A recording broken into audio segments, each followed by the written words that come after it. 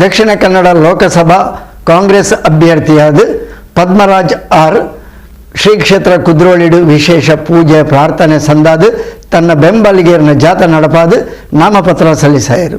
Dakshina Kannada Lok Sabha Congress ಅಭ್ಯರ್ಥಿಯಾದ Padmaraj R ಬುಧವಾರ ಕಾಂಡೆ ನಾಮಪತ್ರ ಸಲ್ಲಿಸಾಯರು. ಕುದ್ರೋಳಿ ಶ್ರೀ ಗೋಕರ್ಣನಾಥೇಶ್ವರ ದೇವಸ್ಥಾನದ ವಿಶೇಷ ಪೂಜೆ ಪ್ರಾರ್ಥನೆ ಸಂದಾದ ಕುಡ್ಲ ಪುರಭವನ ಮುಟ್ಟ ಮೆರವಣಿಗೆ ನಡಪಾಯರು. ಕುಡ್ಲ ಪುರಭವನದ ಬೊಕ್ಕ ಜಿಲ್ಲಾಧಿಕಾರಿ ಕಚೇರಿಗೆ ಹೋದು ತನ್ನ ನಾಮಪತ್ರ ಸಲ್ಲಿಸಾಯರು. ಮೆರವಣಿಗೆಡು ಸಾರಗಟ್ಲೆಡು ಪಕ್ಷದ ಕಾರ್ಯಕರ್ತರು ಅಭಿಮಾನಿಗಳು ಪಾಲ್ಪಡೆದಿದ್ದರು. ದಕ್ಷಿಣ ಕನ್ನಡ ಜಿಲ್ಲೆಡು ದುಂಬುದ ಸೌಹಾರ್ದದ ವಾತಾವರಣ ಮರುಕಳಿತಾವಡು ಸಾಮರಸ್ಯ ಮೂಡ್ದು ಬರಡು ಪಂಡ ತೆರಿಪಾಯಿನ ಪದ್ಮರಾಜ್ ತಾನು ನೂದೆಕು ನೂದು ಗೆದ್ದು ಪಂಡ ತೆರಿಪಾಯರು. ಈ ಬಾರಿ 100ಕ್ಕೆ 100 ಕಾಂಗ್ರೆಸ್ ಪಕ್ಷ ಇಲ್ಲಿ ಗೆದ್ದು ಬರುತ್ತೆ ಅನ್ನುವಂಥ ಮಾತನ್ನು ನಾನು ಹೇಳ್ತೇನೆ. ಪದ್ಮರಾಜ, ಒಂದು ಈಗ ಬಿಜೆಪಿಯವರದು ಒಂದು ಹಿಂದುತ್ವ ಬದ್ಧತೆ ಅಭಿವೃದ್ಧಿಗೆ ಆದ್ಯತೆ ಅಂತ ನಿಮ್ಮ ಟ್ಯಾಗ್ಲೈನ್ ಇದೆ ಸರ್. ಒಂದು ಕೋಮು ಸಾಮರಸ್ಯದ ಗತ ವೈಭವ ಏನು ಈ ತುಳುನಾಡ ಜಿಲ್ಲೆಯ ಒಂದು ಇತಿಹಾಸ ಇದೆ, ಅದನ್ನು ಇದಕ್ಕೆ ಪೆಟ್ಟು ಬಿದ್ದೆ ಅದನ್ನು ಮತ್ತೆ ಮರುಸ್ಥಾಪನೆ ಮಾಡುವಂಥದ್ದು.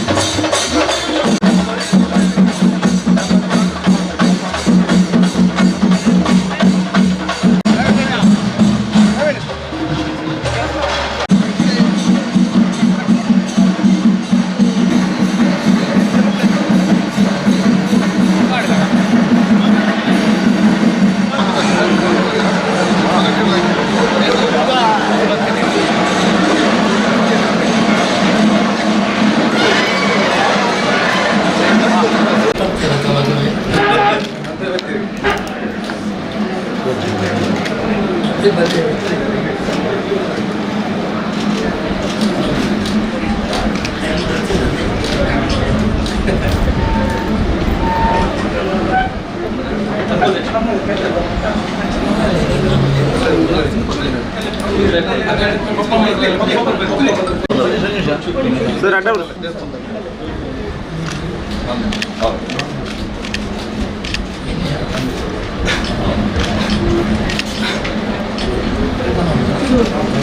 excuse me.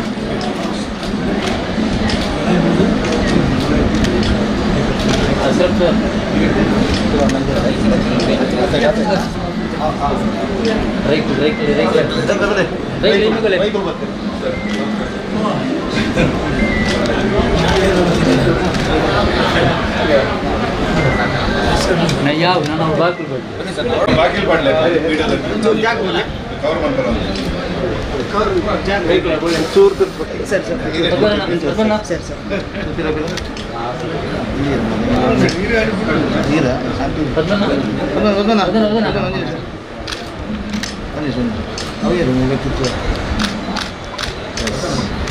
Yes, wait. Yes, wait.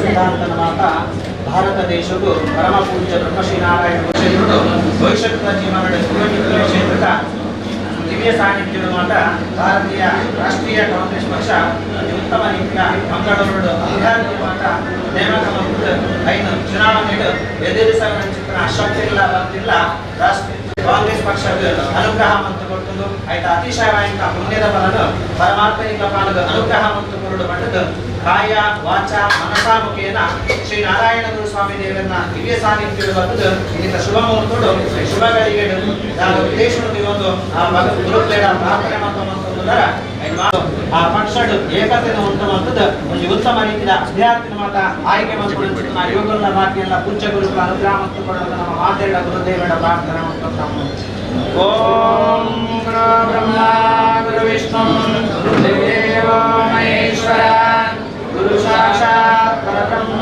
ತಸ್ಮೈ ಶ್ರೀ ಗುರುವೇ ನಮಃ ಶಿವಗಿರಿಶಿಖರಾಗ್ರೇ ದಿವ್ಯಪದ್ಮಾಸನಸ್ಥಂ ವರದೋಯಸ್ಥಂ ಪಾಪವಿಧ್ವಂಸವಾರಂ ಸುಜನಾಗರ ಸೇವ್ಯಂ ಚಾರುಕಾರುಣ್ಯನೇತ್ರಂ ಕಲಿಯುಗದೋಷವಿನಾಶಂ ಮೂರ್ತಿಮತೆ ಶ್ರುತಾನಾಂ ಶುದ್ಧೇತವೇ ನಾರಾಯಣೇಂದ್ರಾಯ ತಸ್ಮೈ ಶ್ರೀ ಗುರುವೇ ನಮೋ ಭಗವತೆ ನಿತ್ಯಶುದ್ಧಪರಮಾತ್ಮನೇ ನಾರಾಯಣೇಂದ್ರಾಯ ತಸ್ಮೈ ಶ್ರೀ ಗುರುವೇ ನಮಃ ಗೋವಿಂದಾಯ ತಸ್ಮೈ ಶ್ರೀ ಗುರುವೇ ನಮಃ ಶ್ರೀ ಗುರುವೇ ಶಾಂತೈ ಗಣಕ್ಷೇ ಶೂನ್ಯಾಂ ಬ್ರಹ್ಮ ವಿದ್ಯಾ ಗೋವಿಂದಾಯ ತಸ್ಮೈ ಶ್ರೀ ಗುರುವೇ ನಮಃ ವಾದಿನಂ ವಾದಿನೇವಾಚಂ ಜ್ಞಾನಮೌನವಾದಿನೇ ಸರ್ವಲೋಕಾನರೂಪಾಯ ತಸ್ಮೈ ಶ್ರೀ ಗುರುವೇ ನಮಃ ಯಸ್ಯ ನಮಯ ತಮಸೋ ಮಾ ಜ್ಯೋತಿರ್ಗಮಯ ಮೃತ್ಯೋರ್ಮೃತ್ಯುಂಗಮಯ ಲೋಕಾ ಸಮಸ್ತ ಶ್ರೀನೋ ಭವಂತು ಓಂ ಶಾಂತಿ ಶಾಂತಿ ಶಾಂತಿ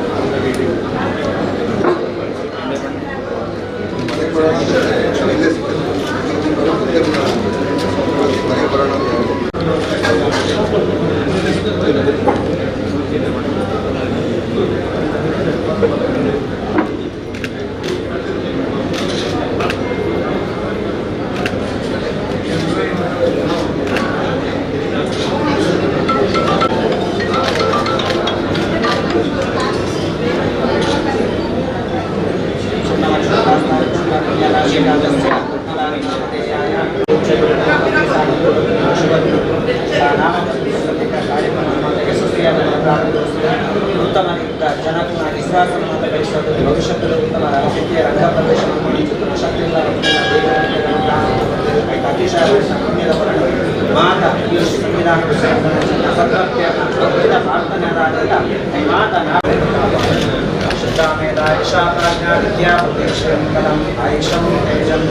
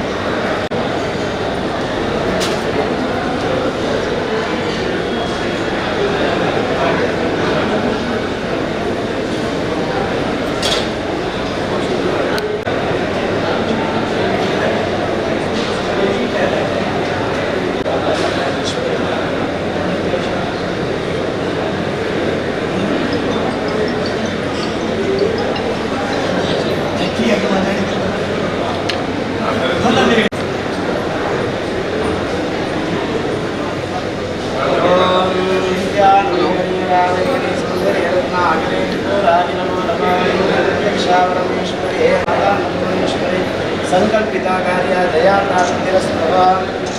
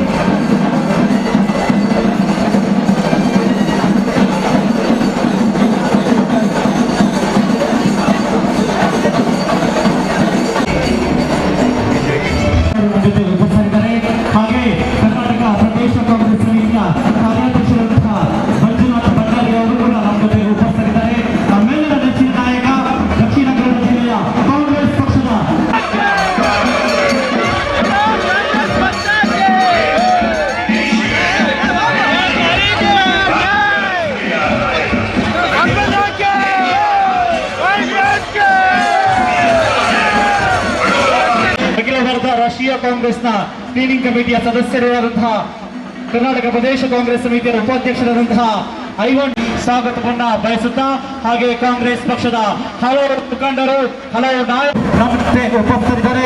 ಇವರೆಲ್ಲರನ್ನ ಬಹಳ ಪ್ರೀತಿಪೂರ್ವಕವಾಗಿ ಸ್ವಾಗತವನ್ನ ಬಯಸುತ್ತಾ ಕರ್ನಾಟಕ ಪ್ರದೇಶ ಸಮಿತಿಯ ಪ್ರಧಾನ ಕಾರ್ಯದರ್ಶಿಗಳಂತಹ ವಿನಾಯಕ್ ಅಲಿ ಅವರು ಕೂಡ ನಮ್ಮ ಜೊತೆ ಉಪಸ್ಥಿತರಿದ್ದಾರೆ. ಕರ್ನಾಟಕ ಪ್ರದೇಶ ಕಾಂಗ್ರೆಸ್ ಸಮಿತಿಯ ಪ್ರಧಾನ ಕಾರ್ಯದರ್ಶಿಯಾದಂತಹ ಶ್ರೀಯುತ ಮಿಥುನ್ ಎಫ್ ರೈ ಅವರು ಕೂಡ ನಮ್ಮ ಜೊತೆ ಉಪಸ್ಥಿತರಿದ್ದಾರೆ. ಹಾಗೆ ಕರ್ನಾಟಕ ಪ್ರದೇಶ ಕಾಂಗ್ರೆಸ್ ಸಮಿತಿಯ ಪ್ರಧಾನ ಕಾರ್ಯದರ್ಶಿಯಾದಂತಹ ರಕ್ಷಿತ್ ಶಿವರಾಮ್ ಅವರು ಜೊತೆ ಉಪಸ್ಥಿತರಿದ್ದಾರೆ. ಹಾಗೆ ಜೊತೆ ಉಪಸ್ಥಿತರಿದ್ದಾರೆ. ಹಾಗೆ ಹಾಗೆ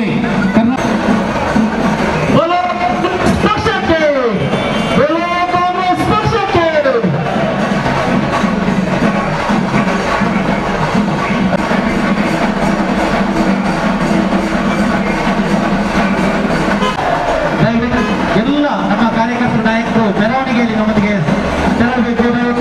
ಹಾಗೆ ಯಾರು ಕೂಡ ನಮ್ಮೊಂದಿಗೆ ಸಹಕರಿಸಬೇಕಾಗಿ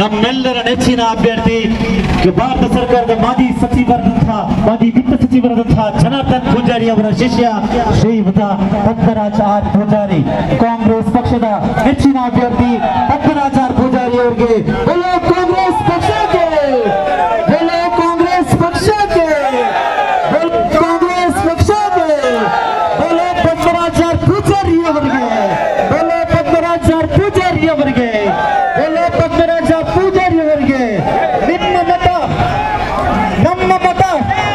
ಕಾಂಗ್ರೆಸ್ ಕಾಂಗ್ರೆಸ್ ಕಾಂಗ್ರೆಸ್ ಕಾಂಗ್ರೆಸ್ ಕಾಂಗ್ರೆಸ್ ಕಾಂಗ್ರೆಸ್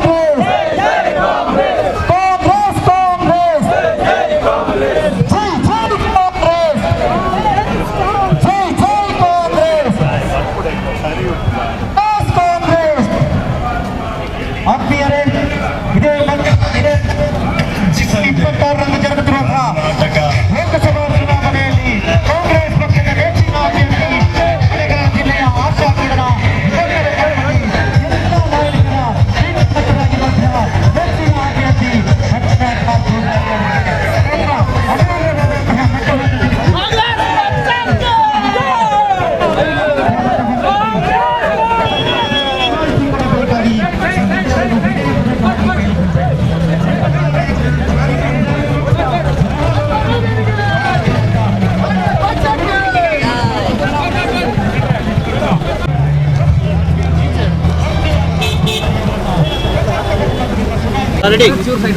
ಇವತ್ತು ಅಖಿಲ ಭಾರತ ಕಾಂಗ್ರೆಸ್ ಸಮಿತಿಯ ವತಿಯಿಂದ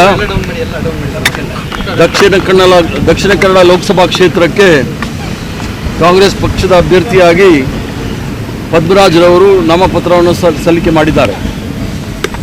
ಪದ್ಮರಾಜ್ರವರನ್ನು ನಮ್ಮೆಲ್ಲರ ಅಚ್ಚುಮೆಚ್ಚಿನ ನಾಯಕಿ ಸೋನಿಯಾ ಗಾಂಧಿಯವರು, ರಾಹುಲ್ ಗಾಂಧಿಯವರು, ಮಲ್ಲಿಕಾರ್ಜುನ್ ಖರ್ಗೆ ಸಾಹೇಬರು ಆಯ್ಕೆ ಮಾಡಿ ದಕ್ಷಿಣ ಕನ್ನಡದಲ್ಲಿ ಒಂದು ಹೊಸ ಮುಖ, ಒಂದು ಹೊಸ ಅಧ್ಯಾಯ ಪ್ರಾರಂಭ ಮಾಡಬೇಕು ಅಂಥೇಳಿ ಇಲ್ಲಿರ್ತಕ್ಕಂಥ ಸ್ಥಳೀಯವಾಗಿರ್ತಕ್ಕಂಥ ವಕೀಲರನ್ನ ಅಭ್ಯರ್ಥಿಯಾಗಿ ಮಾಡಿದ್ದಾರೆ. ಅವರ ನಾಮಪತ್ರ ಸಲ್ಲಿಕೆ ಮಾಡೋ ಸಂದರ್ಭದಲ್ಲಿ ಜಿಲ್ಲೆಯ ಹಿರಿಯ ನಾಯಕರಾದ ರಮನಾಥ್ ರೈ ಅವರು ಮತ್ತು ಮಂಜುನಾಥ್ ಭಂಡಾರಿ ಅವರು, ಅಭಯ್ ಚಂದ್ರ ಜೈನ್ರವರು ಮತ್ತು ಲೋಬೋ ಸಾಹೇಬರು ಮತ್ತು ರಘು ಅವರು ಎಲ್ಲರೂ, ಮತ್ತು ಇನಾಯತ್ ಅವರು, ಕೃಷ್ಣಪ್ಪನವರು, ರಕ್ಷಿತ್ ಶಿವರಾಮ್ರವರು, ಹರೀಶ್ ಕುಮಾರ್ ಅವರು ಜಿಲ್ಲಾ ಅಧ್ಯಕ್ಷರ ನೇತೃತ್ವದಲ್ಲಿ ನಾಮಪತ್ರ ಸಲ್ಲಿಕೆ ಮಾಡಿದ್ದಾರೆ. ನಾನಾದರೂ ಸಹ ದಕ್ಷಿಣ ಕನ್ನಡ ಜಿಲ್ಲೆಯಲ್ಲಿ ಇರ್ತಕ್ಕಂಥ ಮತದಾರರಲ್ಲಿ ವಿನಯಪೂರ್ವಕವಾದ ವಿನಂತಿ ಮಾಡ್ತೇನೆ, ಪ್ರಾರ್ಥನೆ ಮಾಡ್ತೇನೆ, ಈ ಬಾರಿ ಒಂದು ಹೊಸ ಮುಖ, ಹೊಸ ಅವಕಾಶವನ್ನು ಮಾಡಿಕೊಡಿ ಅಂತ ಹೇಳಿ ಈ ಮೂಲಕ ಅವರಲ್ಲಿ ಪ್ರಾರ್ಥನೆ ಮಾಡಿ. ಈ ಸಲ ಈ ಚುನಾವಣೆ ಬಂಟ ಚುನಾವಣೆ, ಅದು ಚುನಾವಣೆ ಬರೋ ಸಂದರ್ಭದಲ್ಲಿ ಹಲವಾರು ಹೇಳಿಕೆಗಳು ಬರುತ್ತೆ. ಈ ಒಂದು ಚುನಾವಣೆ ನಮ್ಮ ಮುಂದೆ ಇರ್ತಕ್ಕಂಥ ವಿಚಾರ, ಈ ರಾಷ್ಟ್ರದಲ್ಲಿ ಇರ್ತಕ್ಕಂಥ ಸಂವಿಧಾನವನ್ನು ಉಳಿಸ್ಕೊಳ್ತಕ್ಕಂಥದ್ದು, ಮತ್ತೆ ಚುನಾವಣೆ 5 ವರ್ಷ ಆದಮೇಲೆ ಚುನಾವಣೆ ಬರಬೇಕು, ಪ್ರಜಾಪ್ರಭುತ್ವದ ವ್ಯವಸ್ಥೆಯನ್ನು ಕಾಪಾಡ್ತಕ್ಕಂಥದ್ದು, ಜಾತ್ಯತೀತ ತತ್ವವನ್ನು ಕಾಪಾಡ್ತಕ್ಕಂಥ ಚುನಾವಣೆ ವಿನಃ ಯಾವುದೇ ಜಾತಿ ಮಧ್ಯದಲ್ಲಲ್ಲ, ಅಥವಾ ಒಂದು ಧರ್ಮದ ಮಧ್ಯದಲ್ಲಲ್ಲ, ಅಥವಾ ಒಂದು ಭಾಷೆ ಮಧ್ಯದಲ್ಲಲ್ಲ. ಸಂವಿಧಾನವನ್ನು ಉಳಿಸ್ಕೊಳ್ತಕ್ಕಂಥದ್ದು ಏನು ಸ್ವತಂತ್ರ ಹೋರಾಟದ ಆಶಯಗಳಿತ್ತು ಅದನ್ನು ಕಾಪಾಡ್ತಕ್ಕಂಥ ಕೆಲಸ ಆಗಬೇಕಾಗಿದೆ. ಅದರಲ್ಲೂ ಸಹ ದಕ್ಷಿಣ ಕನ್ನಡ ಮತ್ತು ಉತ್ತರ ಕನ್ನಡ ಜಿಲ್ಲೆಯ ಅತ್ಯಂತ ಹೆಚ್ಚಿನ ಸ್ವತಂತ್ರ ಹೋರಾಟಗಾರರಿದ್ದಂಥ ಜಿಲ್ಲೆಯಲ್ಲಿ ಈ ಒಂದು ಸ್ವತಂತ್ರ ಭಾರತದ ಆಶಯಗಳನ್ನು ಉಳಿಸ್ಕೊಳ್ಳಿಕ್ಕೋಸ್ಕರ ಈ ಹೋರಾಟ. ಈಗ ಪ್ರಧಾನಿ ಬಿಜೆಪಿ ಹಿಂದುತ್ವದ ಭದ್ರಕೋಟೆ ಅಂತ ಹೇಳ್ತಾರೆ. ಮೊನ್ನೆ ಪದ್ಮರಾಜ್ ಅವರು ಹೇಳಿದರು ಹಿಂದುತ್ವದ ಭದ್ರಕೋಟೆ ಅಲ್ಲ, ಆ ವಿಚಾರದಲ್ಲಿ ಒಂದಷ್ಟು ಗೊಂದಲ. ಹಿಂದುತ್ವದ ಭದ್ರಕೋಟೆ ಮಹಾರಾಷ್ಟ್ರದಲ್ಲಿ ಇಲ್ಲ, ಅಲ್ಲಿ ಸೃಷ್ಟಿಯಾಗಿತ್ತು, ಸಾವರ್ಕರ್ ಅವರು ಅಲ್ಲಿ ಸೃಷ್ಟಿ ಮಾಡಿದ್ರು, ಅಲ್ಲೇ ಭದ್ರವಾಗಿಲ್ಲ ಅಂತ ಹೇಳಿದ್ರೆ ಎಲ್ಲರೂ ಸಹ ಖರೀದಿ ಮಾಡಿ ಹಿಂದುತ್ವದ ಕೋಟೆ ಮಾಡ್ಲಿಕ್ಕೆ ಆಗೋದಿಲ್ಲ. ಭಾರತೀಯ ಜನತಾ ಪಾರ್ಟಿ ಗೆದ್ದಿದೆ, ಅದರ ಅರ್ಥ ಹಿಂದುತ್ವದ ಕೋಟೆ ಅಂತ ಏನು ಹೇಳಲಿಕ್ಕೆ ಆಗೋದಿಲ್ಲ. ದೊಡ್ಡ ದೊಡ್ಡ ಕೋಟೆಗಳೆಲ್ಲ ಮುರಿದೋಗಿದೆ, ರಾಜ ಮಹಾರಾಜ್ ಕೋಟೆಗಳೆಲ್ಲ ಪಾಳು ಬಿದ್ದಿದೆ, ಅದೇ ರೀತಿ ಇಲ್ಲೂ ಸಹ. ಈಗ ಪ್ರಧಾನಿ ನಿನ್ನೆ ಒಂದು ಸ್ಟೇಟ್ಮೆಂಟ್ ಕೊಟ್ಟಿದ್ದೀವಿ, ಕರ್ನಾಟಕದಲ್ಲಿ ದೇಶ ವಿಭಜನೆ ಮಾಡುವ ಒಂದು ಹೇಳಿಕೆ ಹೊರಟವರಿಗೆ ಕೊಟ್ಟಿದ್ದಾರೆ. ಕರ್ನಾಟಕದಲ್ಲಿ ದೇಶ ವಿಭಜನೆ ಏನು ಮಾಡಲಿಲ್ಲ. ಏನಾದರೂ ದೇಶದಲ್ಲಿ ವಿಭಜನೆ ಆಗಿತ್ತು ಅಂದಾದಾಗ ಪಾಕಿಸ್ತಾನವನ್ನು ವಿಭಜನೆ ಮಾಡಿರ್ತಕ್ಕಂಥ ಇಂದಿರಾ ಗಾಂಧಿಯವರು ಬಾಂಗ್ಲಾದೇಶ ಮತ್ತು ಪಾಕಿಸ್ತಾನವನ್ನು ಸೃಷ್ಟಿ ಮಾಡಿದರೆ ವಿನಃ, ಮತ್ತು ಅವರು ಇನ್ನೊಂದು ಹೇಳಿಕೆ ಕೊಡ್ತಾರೆ, ಯಾವುದೋ ಒಂದು ಕಚಿತಿ ದ್ವೀಪವನ್ನು ನಾವು ಕೊಟ್ಬಿಡ್ತೀವಿ ಅಂತ ಹೇಳಿ. 1975ನೇ ಇಸ್ವಿನಲ್ಲಿ ಸಿಕ್ಕಿಂ ರಾಷ್ಟ್ರ ಆಯಿತು, ಅದನ್ನು ರಾಜ್ಯವಾಗಿ ಪರಿವರ್ತನೆ ಮಾಡಿ ನಮ್ಮ ರಾಷ್ಟ್ರದೊಳಗೆ ಸೇರಿಸ್ಕೊಂಡಿರ್ತಕ್ಕಂಥ ಕೀರ್ತಿ ಇಂದಿರಾ ಗಾಂಧಿ ಅವ್ರಿಗಿದೆ. ಆದ್ದರಿಂದ ದೇಶವನ್ನು ಉಳಿಸ್ಕೊಳ್ತಕ್ಕಂಥ 2,000 ಸ್ಕ್ವೇರ್ ಕಿಲೋಮೀಟರ್, ನಾನು ಹೇಳಿರ್ತಕ್ಕಂಥದ್ದಲ್ಲ, ಅವ್ರದ್ದೇ ಆದ BJP ನಾಯಕರು RSS ನಾಯಕರು ಹೇಳಿರ್ತಕ್ಕಂಥದ್ದು 2,000 ಸ್ಕ್ವೇರ್ ಕಿಲೋಮೀಟರ್ನ ಚೈನಾ ಆಕ್ರಮಿಸ್ಕೊಂಡಿದೆ, ಅದನ್ನು ಯಾವಾಗ ಬಿಡಿಸ್ತಾರೆ ಅಂತ ಹೇಳಿ. ಭಾರತೀಯ ಕಾಂಗ್ರೆಸ್ ಪಕ್ಷ, ರಾಷ್ಟ್ರೀಯ ಕಾಂಗ್ರೆಸ್ ಪಕ್ಷ ಇವತ್ತು ನನಗೆ ಒಂದು ಲೋಕಸಭಾ ಚುನಾವಣೆಯಲ್ಲಿ ಸ್ಪರ್ಧಿಸುವಂಥ ಅವಕಾಶ ಈ ಜಿಲ್ಲೆಯ ಎಲ್ಲ ನಾಯಕರು ಹಾಗೆ ನಮ್ಮ ರಾಜ್ಯದ ನಾಯಕರುಗಳ ಹಾಗೆ ಪಕ್ಷದ ಎಲ್ಲ ಕಾರ್ಯಕರ್ತರ ಒಂದು ಒಮ್ಮತದ ಅಭ್ಯರ್ಥಿಯಾಗಿ ನನಗೊಂದು ಅವಕಾಶವನ್ನು ಕಲ್ಪಿಸಿಕೊಟ್ಟಿತ್ತು. ಆ ಪ್ರಕಾರ ಇವತ್ತು ಚುನಾವಣೆ ಎನ್ನುವಂಥದ್ದು ಪ್ರಜಾಪ್ರಭುತ್ವದ ಹಬ್ಬ. ಚುನಾವಣೆ ಘೋಷಣೆ ಆಗಿದೆ. ಏಪ್ರಿಲ್ 26ನೇ ತಾರೀಕಿಗೆ ಚುನಾವಣೆ ನಡೀಲಿಕ್ಕಿದೆ. ಚುನಾವಣೆಗೆ ನಾಮಪತ್ರ ಸಲ್ಲಿಸುವಂಥದ್ದು. ಇವತ್ತು ನಾನೀಗ ನಮ್ಮ ಜಿಲ್ಲಾ ಉಸ್ತುವಾರಿ ಸಚಿವರು, ಪ್ರಚಾರ ಸಮಿತಿಯ ರಾಜ್ಯ ಅಧ್ಯಕ್ಷರಾದಂತಹ ಮಂಜುನಾಥ್ ಭಂಡಾರಿಯವರು ಹಾಗೆ ನಮ್ಮ ಎಲ್ಲ ದಕ್ಷಿಣ ಕನ್ನಡ ಜಿಲ್ಲಾ ಪ್ರಚಾರ ಸಮಿತಿ ಅಧ್ಯಕ್ಷರಾದಂಥ ಹಿರಿಯರಂಥ ರಮನಾಥ್ ರೈಗಳು, ಅಭಯ ಚಂದ್ರ ಸರ್ ಅವರು, DCC ಅಧ್ಯಕ್ಷರಂಥ ಹರೀಶ್ ಕುಮಾರ್ ಅವರು, ಎಲ್ಲರ ಹಾಗೆ ಪಕ್ಷದ ಕಾರ್ಯಕರ್ತರ ಎಲ್ಲರ ಒಂದು ಆಶೀರ್ವಾದದಿಂದ ನಾನು ಇವತ್ತು ಬಂದು ಇಲ್ಲಿ ನಾಮಪತ್ರ ಸಲ್ಲಿಸಿದ್ದೇನೆ. ಬಹುಶಃ ಇವತ್ತು ನೋಡಿದ್ದೀರಿ ಜನರಲ್ಲಿ ಯಾವ ರೀತಿಯ ಒಂದು ಹುಮ್ಮನಸ್ಸು ಇವತ್ತು ಎದ್ದು ಕಾಣ್ತಾ ಇದೆ ಅನ್ನುವಂಥದ್ದು. ಈ ದಕ್ಷಿಣ ಕನ್ನಡ ಜಿಲ್ಲೆ ಈ ಒಂದು ತುಳುನಾಡ ಜಿಲ್ಲೆ, ಇಲ್ಲಿಯ ವಿಶಿಷ್ಟವಾದಂಥ ಸಂಸ್ಕೃತಿ ಇವತ್ತು ಎಲ್ಲ ಜಗತ್ತಿನವರು ನಮ್ಮ ಹತ್ರ ತಲೆ ಎತ್ತಿ ನೋಡ್ತಾರೆ. ಏನು ಅನ್ನೋ ನಮ್ಮ ವಿಶಿಷ್ಟ ಸಂಸ್ಕೃತಿ. ಈ ಒಂದು ಸಂಸ್ಕೃತಿಯಲ್ಲಿ ಇಲ್ಲಿ ಪರಸ್ಪರ ಒಬ್ರಿಗೊಬ್ಬರು ಜಾತಿ ಧರ್ಮ ಮೀರಿ ಗೌರವದಿಂದ ಬಾಳ್ತಿರುವಂಥದ್ದಿತ್ತು. ಆದರೆ ಕೆಲವೊಂದು ವರ್ಷಗಳಿಂದ, ಕಳೆದ 33 ವರ್ಷಗಳಿಂದ ಇಲ್ಲಿ ಯಾವ ರೀತಿಯ ಒಂದು ಈ ಜಾತಿ ಮಾಧ್ಯಮಗಳ ನಡುವೆ ಕಂದಕಗಳನ್ನು ಏರ್ಪಟ್ಟು ಇಲ್ಲಿ ನಮಗೊಂದು ಬ್ಲ್ಯಾಕ್ ಲಿಸ್ಟಲ್ಲಿ ಸೇರುವ ಹಾಗೆ ಇಲ್ಲಿ ಒಂದು ಕೋಮು ಸೂಕ್ಷ್ಮ ಧರ್ಮಗಳ ಈ ಒಂದು ಕೋಮು ಸೂಕ್ಷ್ಮ ಪ್ರದೇಶ ಅನ್ನುವಂಥದ್ದನ್ನು ಇವತ್ತು ನಮಗೆ ಒಂದು ಟ್ಯಾಗ್ ಬಿದ್ದಿದೆ. ಆದ್ದರಿಂದ ಇಲ್ಲಿಗೆ ಯಾವುದೇ ಇನ್ವೆಸ್ಟ್ಮೆಂಟ್ಗಳು ಬರ್ತಾ ಇಲ್ಲ, ಉದ್ದಿಮೆಗಳು ಬರ್ತಾ ಇಲ್ಲ. ಈಗ ಜನರಿಗೆ ಇಲ್ಲಿಯ ಮತದಾರಗಳು ಯಾರಿದ್ದಾರೆ, ಮತದಾರ ಪ್ರಭುಗಳಿಗೆ ಇವತ್ತು ಸ್ಪಷ್ಟವಾದ ಅರಿವು ಆಗಿದೆ. ಬದಲಾವಣೆಯನ್ನು ಅವರು ಬಯಸಿದ್ದಾರೆ. ಇವತ್ತು ನಮ್ಮ ಕಾರ್ಯಕರ್ತರಲ್ಲಿರುವಂತಹ ಒಂದು ಸ್ಫೂರ್ತಿ ಅವರ ನಾವು ನೋಡಿದ್ರಿ ಯಾವ ರೀತಿಯಲ್ಲಿ ಅವರು ಲವಲವಿಕೆಯಿಂದ ಇದ್ದರು ಅಂತ. ಖಂಡಿತವಾಗ್ಲೂ ಇವತ್ತು ಅವರು ಎದೆ ತಟ್ಕೊಂಡು ಕಾಂಗ್ರೆಸ್ ಪಕ್ಷದ ಸಾಧನೆಗಳೇನಿದೆ, ಈ ಹಿಂದೆ 40 ವರ್ಷಗಳ ಕಾಲ ಕಾಂಗ್ರೆಸ್ನ ಎಂಪಿಗಳು ಪಾರ್ಲಿಮೆಂಟಲ್ಲಿ ನಮ್ಮ ಜಿಲ್ಲೆಯನ್ನು ರೆಪ್ರೆಸೆಂಟ್ ಮಾಡಿದ್ರು. ಆ ಸಮಯದಲ್ಲಿ ಏನೆಲ್ಲ ಅಭಿವೃದ್ಧಿ ಯೋಜನೆಗಳನ್ನು ಮಾಡಿದ್ದಾರೆ, ಅದರ ನಂತರ ಬಂದು 34 ವರ್ಷಗಳಲ್ಲಿ ಈ BJP ಪಕ್ಷ ಎಂಪಿಗಳು ಏನು ಮಾಡಿದ್ದಾರೆ ಅಂತ ನಾವು ಮೊನ್ನೆಯಿಂದ ಅವ್ರ ಹತ್ರ ಕೇಳ್ತಿದ್ದೇವೆ.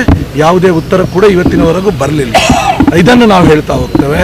ಅದಲ್ಲದೆ ನಮ್ಮ ಕಳೆದ ವರ್ಷ ಒಂದು 11 ತಿಂಗಳ ಹಿಂದೆ 10 ತಿಂಗಳ ಹಿಂದೆ ರಾಜ್ಯದಲ್ಲಿ ಕಾಂಗ್ರೆಸ್ ಪಕ್ಷ ಅಧಿಕಾರಕ್ಕೆ ಬಂತು. ಅಧಿಕಾರಕ್ಕೆ ಬರುವ ಪೂರ್ವದಲ್ಲಿ ತನ್ನ ಪ್ರಣಾಳಿಕೆಯನ್ನು ಬಿಡುಗಡೆಗೊಳಿಸಿತು.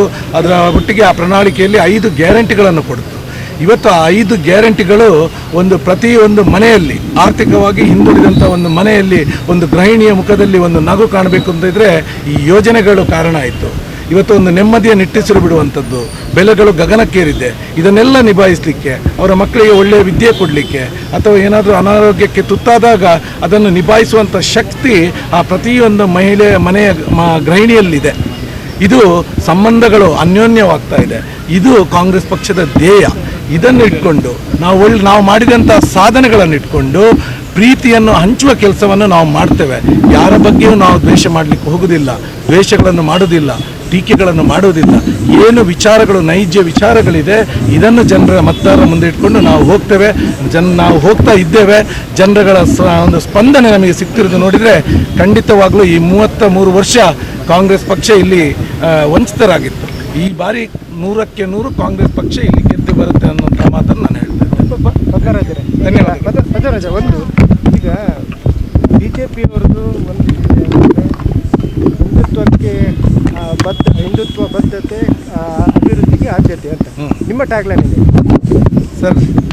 ಒಂದು ಕೋಮು ಸಾಮರಸ್ಯದ ಗತವೈಭವ ಏನು ಈ ತುಳುನಾಡ ಜಿಲ್ಲೆಯ ಒಂದು ಇತಿಹಾಸ ಇದೆ, ಅದನ್ನು ಇದಕ್ಕೆ ಪೆಟ್ಟು ಬಿದ್ದೆ, ಅದನ್ನು ಮತ್ತೆ ಮರುಸ್ಥಾಪನೆ ಮಾಡುವಂಥದ್ದು. ನಾಳೆದು ಮತ್ತೆ ಡೆವಲಪ್ಮೆಂಟ್ ತುಂಬ ಇರುತ್ತೆ ಸರ್. ಇವತ್ತು ಡೆವಲಪ್ಮೆಂಟ್ಗಳು ಸರ್. ಈಗ ಈ ಚುನಾವಣೆಯಲ್ಲಿ ಕರ್ನಾಟಕದಲ್ಲಿ ಗ್ಯಾರಂಟಿಗಳನ್ನು ಸರ್ಕಾರ ಗ್ಯಾರಂಟಿಗಳನ್ನು ಕೊಟ್ಟಿತ್ತು. ಇದು ವರ್ಕೌಟ್ ಆಗುತ್ತಾ ನೋಡಿ.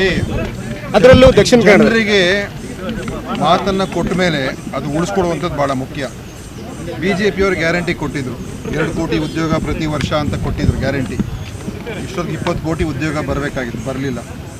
ಅವರು ರೈತರ ಆದಾಯವನ್ನು ದುಪ್ಪಟ್ಟ ಮಾಡ್ತೀವಿ ಅಂತ ಗ್ಯಾರಂಟಿ ಕೊಟ್ಟಿದ್ದರು. ರೈತರಿಗೆ ಏನು ಅಭಿವೃದ್ಧಿ ಆಗಲಿಲ್ಲ. ಡಾಲರನ್ನು ನಾವು 45 ರೂಪಾಯಿಗೆ ಇಳಿಸ್ತೀವಿ ಅಂತ ಹೇಳಿದರು, ಈಗ 83 ರೂಪಾಯಿಗೆ ಹೋಗಿದೆ. ಯಾವ ಗ್ಯಾರಂಟಿಯನ್ನು ಅವರು ಮಾತು ಉಳಿಸ್ಕೊಂಡಿದ್ದಾರೆ? ಅವರೇ ಹೇಳ್ಬಿಟ್ರು ಇದೆಲ್ಲ ಗ್ಯಾರಂಟಿಗಳಲ್ಲ, ಇದೆಲ್ಲ ಜುಮ್ಲಾಗಳಂತ ಅವ್ರು ಹೇಳಿದ್ದಾರೆ. ಸೊ BJP ಗ್ಯಾರಂಟಿಗೆ ಏನು ಬೆಲೆ ಇಲ್ಲ, ಕಾಂಗ್ರೆಸ್ ಗ್ಯಾರಂಟಿಗೆ ಇವತ್ತು ಬೆಲೆ ಇದೆ. ಯಾಕೆಂತ ಹೇಳಿದ್ರೆ ನಾವೇನು ಹೇಳಿದ್ದೀವಿ ಅದನ್ನು ಮಾಡಿದ್ದೀವಿ. ಆದ್ದರಿಂದ ಖಂಡಿತವಾಗಿ ಜನರಿಗೆ ನಮ್ಮ ಮೇಲೆ ವಿಶ್ವಾಸ ಇದೆ ಮತ್ತು ಪ್ರತಿಯೊಂದು ಕುಟುಂಬಕ್ಕೂ ಕೂಡ ಇವತ್ತು ಅನುಕೂಲ ಆಗುವಂಥ ಕೆಲಸ ನಾವು ಮಾಡಿದ್ದೇವೆ ಇವತ್ತು. ಆದ್ದರಿಂದ ಗ್ಯಾರಂಟಿಗಳ ಪ್ರಭಾವ ಖಂಡಿತವಾಗಿಯೂ ಇರ್ತದೆ. ಅದ್ರ ಜೊತೆಯಲ್ಲಿ ದೇಶದ ರಾಜಕಾರಣ, ಪ್ರಜಾಪ್ರಭುತ್ವ ವ್ಯವಸ್ಥೆಯನ್ನು ಯಾವ ರೀತಿ ಇವತ್ತು ಕಗ್ಗೊಲೆ ಆಗ್ತಾ ಇರತಕ್ಕಂಥದ್ದು ಮತ್ತು ಕಾನೂನಾತ್ಮಕವಾದಂಥ ಭ್ರಷ್ಟಾಚಾರ ಮಾಡಿರುವಂಥದ್ದು BJP. ಕಾನೂನನ್ನು ಉಪಯೋಗಿಸ್ಕೊಂಡು ಸಾವಿರಾರು ಕೋಟಿ, ಸುಮಾರು 12,000 ಕೋಟಿ ರೂಪಾಯಿಯಷ್ಟು BJP ಲೂಟಿ ಮಾಡಿದೆ. ED, IT, CBI ಎಲ್ಲ ಉಪಯೋಗಿಸ್ಕೊಂಡು ಜನರನ್ನು ಹೆದರಿಸಿ ಬೆದರಿಸಿ ಅವರಿಗೆ ನೀವು ನಮಗೆ ದುಡ್ಡು ಕೊಡದೆ ಹೋದರೆ ನಿಮ್ಮನ್ನು ಮುಗಿಸ್ತೀವಿ ಅಂತೇಳಿ ಕೇಸ್ ಹಾಕೊಳ್ಳೋದು, ಕೇಸ್ ಹಾಕ್ಸೋದು, ದುಡ್ಡು ತೊಗೊಳ್ಳೋದು, ಕೇಸ್ ಮುಚ್ಚೋದು, ಈ ಥರದ ಪ್ರಕರಣ ನಗ್ನವಾಗಿದೆ. ಅಂದರೆ ಕಾನೂನಾತ್ಮಕವಾದಂಥ ಭ್ರಷ್ಟಾಚಾರ. ಅದರಿಂದ ಇವತ್ತು ಭ್ರಷ್ಟಾಚಾರದಲ್ಲಿ ಒಂದು ಅತಿ ಹೆಚ್ಚಿನ ಭ್ರಷ್ಟಾಚಾರ ಮಾಡಿರ್ತಕ್ಕಂಥ ಪಕ್ಷ ಅಂದರೆ BJP ಪ್ರೂವ್ ಆಗಿದೆ. ಎಲ್ಲ ಇವತ್ತು ದೇಶದಲ್ಲಿ ಆಗುವಂಥ ಘಟನೆಗಳು ಇವತ್ತು ನೀವು ನೋಡ್ತಾ ಇದ್ದೀರಾ. ಇದು ಈ ಚುನಾವಣೆ ಅತ್ಯಂತ ಒಂದು ಏನು ಸರಿಸಮಾನವಾದಂಥ ಒಂದು ವ್ಯವಸ್ಥೆ ಇಲ್ಲದೆ ನಡೀತಾ ಇರ್ತಕ್ಕಂಥ ಚುನಾವಣೆ ಆಗಿದೆ. ಈ ಥರ ಚುನಾವಣೆ ಬಹುಶಃ ದೇಶದಲ್ಲೇ ನಡೆದಿಲ್ಲ. ಅದನ್ನು ಜನ ಇವತ್ತು ನೋಡ್ತಾ ಇದ್ದಾರೆ. ಒಂದು ಗ್ಯಾರಂಟಿನೂ ಕೈ ಹಿಡಿತದೆ, ನಮ್ಮ ಸಿದ್ದರಾಮಯ್ಯ ಸರ್ಕಾರ ಕೊಟ್ಟಿರ್ತಕ್ಕಂಥ ಮತ್ತು ಮಾಡ್ತಾ ಇರುವಂಥ ಕೆಲಸನ ನಮ್ಮ ಕೈ ಹಿಡಿತದೆ ಮತ್ತು BJP ಅವರು ಮಾಡಿರುವಂಥ ಮೋಸ, ಕರ್ನಾಟಕಕ್ಕೆ ಮೋಸ ಮಾಡಿದ್ದಾರೆ. ನಿನ್ನೆ ಅಮಿತ್ ಶಾನು ಕೂಡ ಬಂದು ಕರ್ನಾಟಕಕ್ಕೆ ಸುಳ್ಳು ಹೇಳಿ ಹೋಗಿದ್ದಾರೆ, ಹೇಳಿ ಹೋಗಿದ್ದಾರೆ. ಈ ಸುಳ್ಳಿನ ಒಂದು ಸುಳ್ಳನ್ನು ಬಯಲು ಮಾಡುವಂಥ ಕೆಲಸ ಇವತ್ತು ಈ ಚುನಾವಣೆಯಲ್ಲಿ ಆಗುತ್ತೆ ಅಂತ ನನಗೆ ವಿಶ್ವಾಸ. ಈಗ ಅಮಿತ್ ಶಾ ನಿನ್ನೆ ಹೇಳಿದ್ದು ಏನಂತ ಹೇಳಿದರೆ, ಕರ್ನಾಟಕದಲ್ಲಿ ಆದರೆ ಕಾಂಗ್ರೆಸ್ ಭಯೋತ್ಪಾದಕರಿಗೆ ಹೆಚ್ಚು ಸಪೋರ್ಟ್ ಮಾಡ್ತಾ ಇದೆ, ಅವರಿಗೆ ಬೆಂಬಲ ಕೊಡುತ್ತೆ. ನೋಡಿ, ಇವೆಲ್ಲ ಬರೀ ಇದೇ ಅವರು ಮಾಡಿ ಮಾಡಿ ಮಾಡಿ ಇವತ್ತು ಮಣಿಪುರಲ್ಲಾದಂಥದ್ದು ಘಟನೆಗಳು ಹೇಗಾಗಿದೆ, ಕಾಶ್ಮೀರಲ್ಲಿ ಇವತ್ತು ಕೂಡ ಭಯೋತ್ಪಾದನೆ ನಡೀತಾ ಇದೆ, ಛತ್ತೀಸ್ಗಢಲ್ಲಿ ನೆನ್ನೆ ನಕ್ಸಲೈಟ್ಗಳನ್ನು ಎಷ್ಟೋ ಜನ ಕೊಂದಾಕಿದ್ದಾರೆ. ಯಾವುದೋ ಒಂದು ಚಿಕ್ಕಪೇಟೆಯಲ್ಲಿ ಆಗುವಂಥ ಸಣ್ಣ ಪ್ರಕರಣ ತೊಗೊಳ್ತಾರೆ, ದೊಡ್ಡದು ಮಾಡ್ತಾರೆ. ಭಯೋತ್ಪಾದನೆಗೆ ಯಾರು ಸಪೋರ್ಟ್ ಮಾಡ್ತಾರೆ ಹೇಳಿ? ಯಾರು ಸಪೋರ್ಟ್ ಮಾಡೋಕ್ಕೆ ಸಾಧ್ಯ ಇಲ್ಲ. ಭಯೋತ್ಪಾದನೆ ವಿರುದ್ಧ ಯಾವುದೇ ಸರ್ಕಾರ ಇರಲಿ ಅದು ಸಪೋರ್ಟ್ ಮಾಡ್ತಕ್ಕಂಥ ಪ್ರಶ್ನೆ ಬರೋದೇ ಇಲ್ಲ. ನಾವು ಕೂಡ ನಾವು ಭಯೋತ್ಪಾದನೆಗೆ ಈ ದೇಶದಲ್ಲಿ ಯಾವುದಾದ್ರೂ ಕೂಡ ಪಕ್ಷ ತ್ಯಾಗ ಮಾಡಿದಂದರೆ, ಬಲಿದಾನ ಕೊಟ್ಟಿದ್ದರೆ ನಮ್ಮ ಕಾಂಗ್ರೆಸ್ ಅವರು. ಇಂದಿರಾ ಗಾಂಧಿ ಇರ್ಬೋದು, ರಾಜೀವ್ ಗಾಂಧಿ ಇರ್ಬೋದು, BN ಸಿಂಗ್ ಇರ್ಬೋದು, ಇಡೀ ನಮ್ಮ ಛತ್ತೀಸ್ಗಢಿನ ಎಲ್ಲ ಮುಖಂಡರುಗಳು, BJP ಅವರು ಯಾರಾದರೂ ಕೂಡ ಇದಕ್ಕೆ ಬಲಿಯಾಗಿದ್ದಾರಾ? ಯಾಕಂದರೆ ಅವರ ಉದ್ದೇಶ ಬೇರೆ ಇದೆ, ನಮ್ಮ ಉದ್ದೇಶ ಅದಲ್ಲ. ನಮ್ಮಲ್ಲಿ ಎಲ್ಲರೂ ಕೂಡ ಸೇರಬೇಕು ಅಂತ ಉದ್ದೇಶ. ಸೊ ಅಮಿತ್ ಶಾ ಅವರು ಹೇಳಿಕೆಗಳು ನೆನ್ನೆ ಎಷ್ಟು ಸುಳ್ಳು ಹೇಳಿದ್ದಾರೆ ಗೊತ್ತಾ? ಅಮಿತ್ ಶಾ ಅವರು ಬರಗಾಲಕ್ಕೆ ನಾವು ಯಾಕೆ ದುಡ್ಡು ಕೊಟ್ಟಿಲ್ಲ ಅಂತ ಹೇಳಿದ್ರೆ, ನಾವು ಹೋಗಿ ಅವ್ರಿಗೆ ಸರಿಯಾಗಿ ಮಾಹಿತಿ ಕೊಟ್ಟಿಲ್ಲ ಅಂತೆ. ಇದಕ್ಕಿಂತ ಅಪ್ಪಟ್ಟ ಸುಳ್ಳು ಯಾವುದೂ ಇಲ್ಲ. ಇದನ್ನು ಅಮಿತ್ ಶಾ ಅವ್ರಿಗೆ ಧೈರ್ಯ ಇದ್ದರೆ ನಾವು ಸುಪ್ರೀಂ ಕೋರ್ಟಲ್ಲಿ ಇವತ್ತು ನಾವು ಅದ್ರ ಬಗ್ಗೆ ನಾವು ಒಂದು ದಾವೆಯನ್ನು ಹಾಕಿದ್ದೀವಿ. ಅದು ಸುಪ್ರೀಂ ಕೋರ್ಟ್ ಮುಂದೆ ಹೋಗಿ ಹೇಳಿದ್ದಾನೆ ಅಮಿತ್ ಶಾ ಅವರು, ಅವಾಗ ನಾನು ಒಪ್ಕೊಳ್ತೀನಿ. ಈಗ ಪ್ರಧಾನಿ ನಿನ್ನೆ ಒಂದು ಸ್ಟೇಟ್ಮೆಂಟ್, ಅದನ್ನು ಚುನಾವಣಾ ಪ್ರಚಾರ ಭಾಷಣ ಮಾಡಬೇಕಾದ್ರೆ ಹೇಳಿದ್ದಾರೆ, ಕರ್ನಾಟಕದಲ್ಲಿ ಕಾಂಗ್ರೆಸ್ ಅವರು ದೇಶ ವಿಭಜನೆ ಮಾಡುವ ಮಾತನ್ನು ಹೇಳಿದವರಿಗೆ ಟಿಕೆಟ್ ಕೊಟ್ಟಿದ್ದಾರೆ ಅನ್ನೋದು. ನೋಡಿ, ಈ ಥರ ಒಳ್ಳು ಮಾತುಗಳನ್ನು ನಾನು ಹೇಳೋಕ್ಕೆ ಹೋಗೋಕ್ಕೆ ನೋಡಿ, ಇದು ಒಬ್ಬ ಪ್ರಧಾನಮಂತ್ರಿ ಈ ಥರ ಮಾತಾಡ್ತಾರೆ ಅಂತ ಹೇಳಿದ್ರೆ ನಾವು ಏನಂತ ಹೇಳಬೇಕು ಹೇಳಿ? ಅವ್ರಿಗೆ ಅಂದರೆ ಇಶ್ಯೂಸ್ ಇಲ್ಲ. ಈಗ ಅವ್ರು ಏನು ಮಾಡಿದ್ದಾರೆ ಅಂತ ಹೇಳ್ತಾ ಇಲ್ಲ. ಈಗ ಜನರಿಗೆ ಏನು ಸಹಾಯ ಮಾಡಿದ್ದಾರೆ ಅವ್ರು 10 ವರ್ಷದಲ್ಲಿ? ಜನರ ಮೇಲೆ ಪೆಟ್ರೋಲ್ ಟ್ಯಾಕ್ಸ್ ಜಾಸ್ತಿ ಮಾಡಿದ್ರು, ಡೀಸೆಲ್ ಟ್ಯಾಕ್ಸ್ ಜಾಸ್ತಿ ಮಾಡಿದ್ರು, ಗ್ಯಾಸ್ ಬೆಲೆ ಹೆಚ್ಚು ಮಾಡಿದ್ರು, ಆಮೇಲೆ ಎಲ್ಲ GST ಮುಖಾಂತರ ಎಲ್ಲ ಬೆಲೆಗಳು ಹೆಚ್ಚಾಗಿದೆ, ಬೆಲೆ ಏರಿಕೆ ಹೆಚ್ಚಾಗಿದೆ, ನಿರುದ್ಯೋಗ ಹೆಚ್ಚಾಗಿದೆ. ಸಾಮಾನ್ಯ ಜನರಿಗೆ ಏನು ಮಾಡಿದ್ದಾರೆ ಅದ್ರ ಬಗ್ಗೆ ಮಾತಿಲ್ಲ.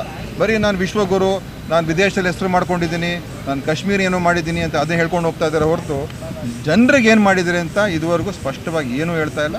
ಮತ್ತು ಇನ್ನೂ ನಾನು ಹಲವಾರು ವಿಷಯ ನಾಳೆ ಹೇಳ್ತೀನಿ. ಆದರೆ ಕರ್ನಾಟಕದಲ್ಲಿ ಇವತ್ತು ಬದಲಾವಣೆ ಗಾಳಿ ಬೀಸ್ತಾ ಇದೆ. ನನಗನ್ಸುತ್ತೆ ಈ ಸಲ ಯಾವ ರೀತಿಯಾದಂಥ ರಿಸಲ್ಟು ನಮಗೆ ಅಸೆಂಬ್ಲಿ ಎಲೆಕ್ಷನಲ್ಲಿ ಬಂತು, ಅದಕ್ಕಿಂತ ಹೆಚ್ಚಿನ ರಿಸಲ್ಟು ಪಾರ್ಲಿಮೆಂಟಲ್ಲಿ ಬರ್ತದೆ. ಅದು ಇವತ್ತಿನ ದಿವಸ ಖಂಡಿತವಾಗಿಯೂ ನನಗೆ ಆ ವಿಶ್ವಾಸ ಇದೆ. ಓಕೆ.